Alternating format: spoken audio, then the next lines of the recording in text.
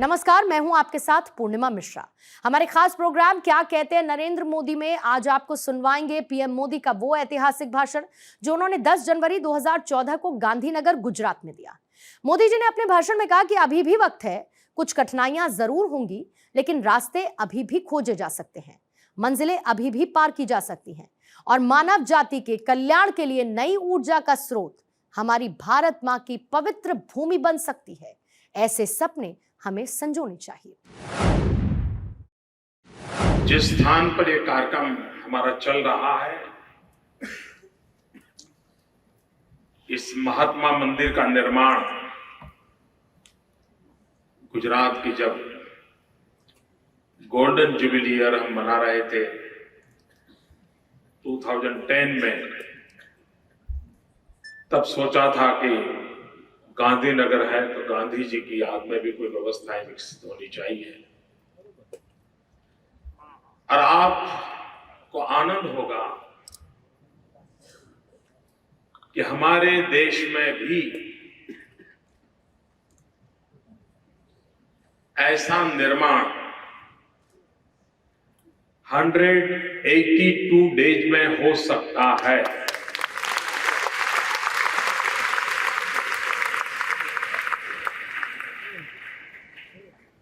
इस महात्मा मंदिर का प्रमुख हिस्सा 182 दिन में तैयार करके हमने 2011 का हमारा वाइब्रेंट समिट यहां पर किया था। कहने का तात्पर्य यह है कि हमारे देश के पास अपार क्षमता है, विपुल संभावनाएं हैं और ढेर सारी आकांक्षाएं हैं। आवश्यकता है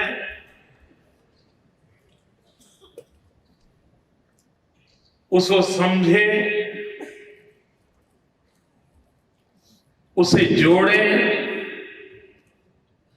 और देशवासी इसके लिए जुट जाएं तो सब कुछ संभव है।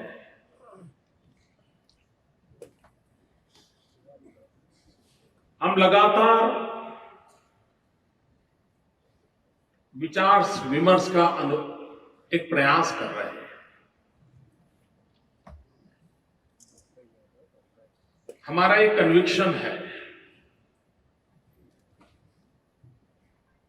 कि देश के भिन्न भिन्न भागों से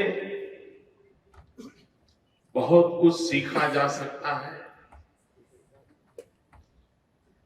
देश के विद्वज्जनों से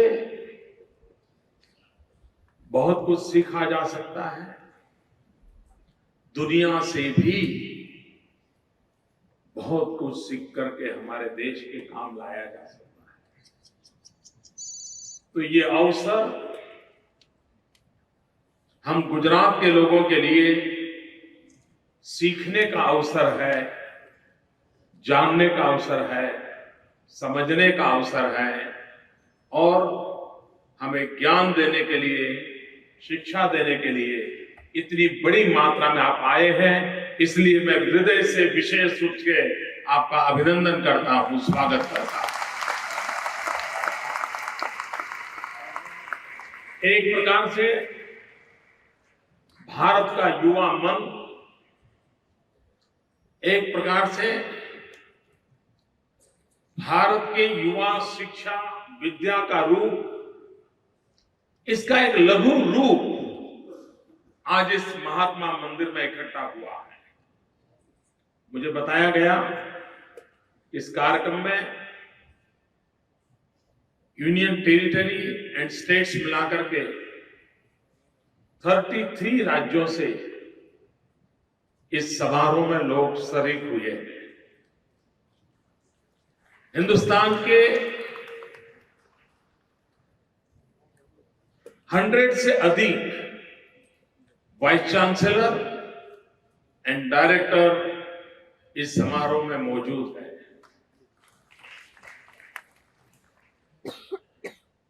ये जो समिट चला उसमें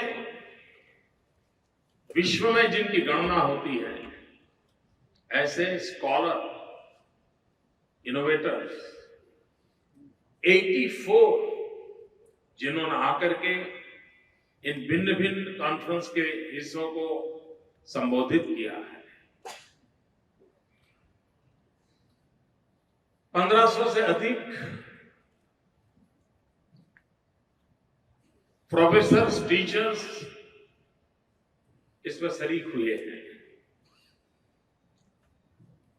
गुजरात के 1500 विद्यार्थी हैं, तो गुजरात बाढ़ से 3000 से ज्यादा विद्यार्थी यहां मौजूद हैं।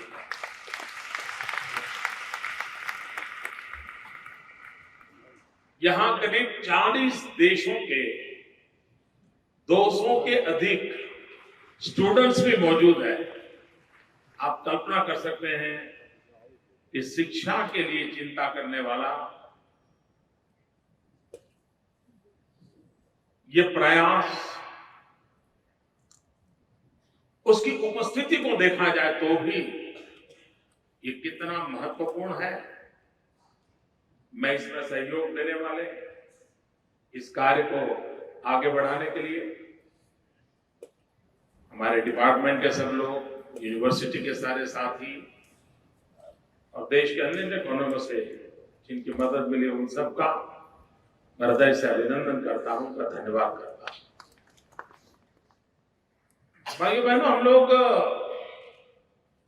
लंबे अरसे से एक बात सुनते भी आए हैं और हम बोलते भी हैं। यूनान, मिस्र और रोम सब मिट गए जहां से,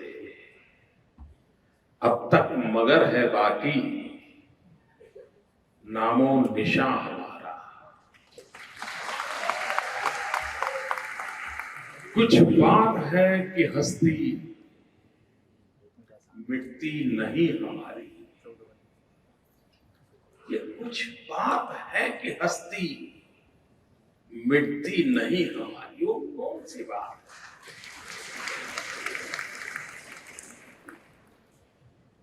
कभी तो सोचें,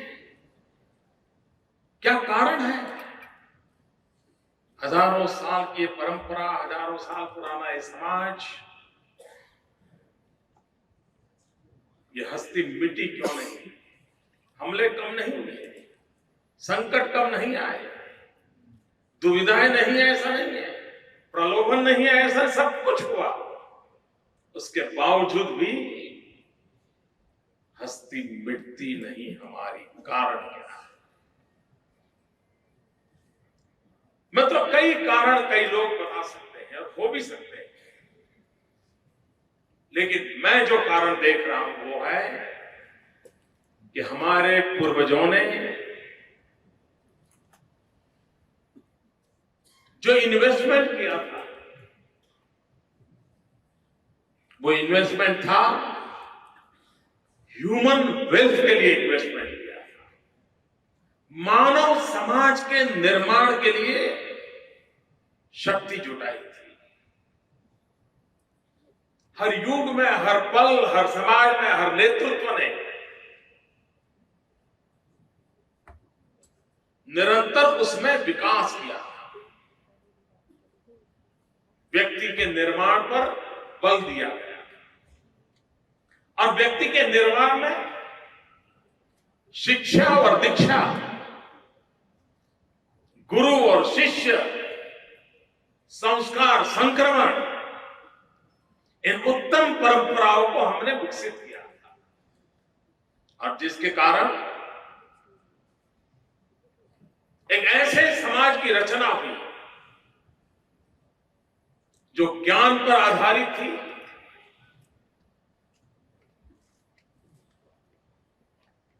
उसके सारे पैरामीटर डायनेमिक थे, वे बदलाव को स्वीकार करने वाली व्यवस्था वाले थे, युगानुकूल परिवर्तन को स्वीकार करने वाला समाज बनाया। ये जो ज्ञान की परंपरा की हमारी जो विरासत है, और इसी के भरोसे आज हम कह सकते हैं कुछ बात है कि हस्ती मिटती नहीं हमारी।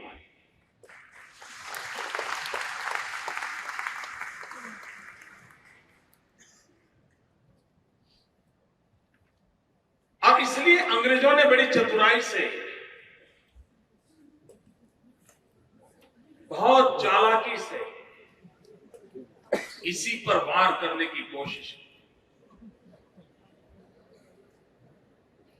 अगर लॉर्ड मैकाले ने हमला बोला तो शिक्षा, परंपरा और व्यवस्थाओं पर होगा।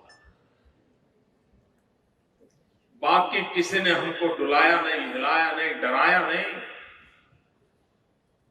लेकिन ये एक ऐसा इंजेक्शन हो गया जिसने हमारे भीतर की शक्ति को झकझोर डाला। समय की मांग थी कि देश की आजादी के बाद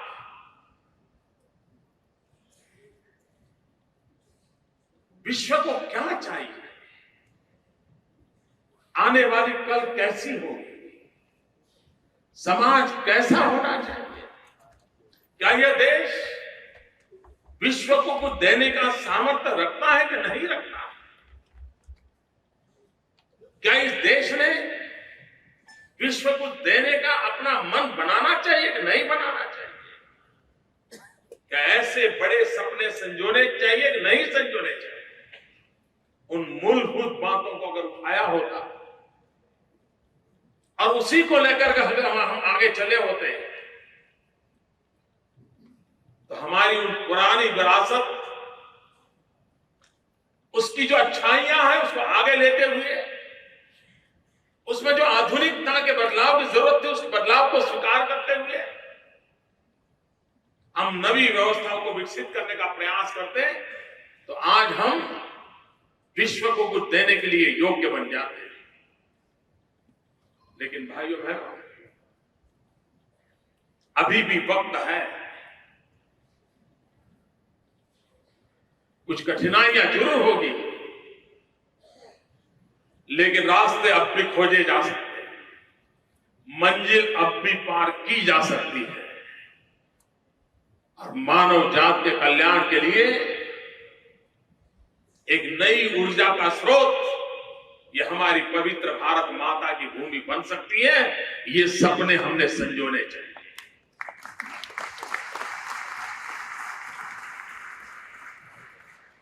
आज कठिनाई क्या हुई है?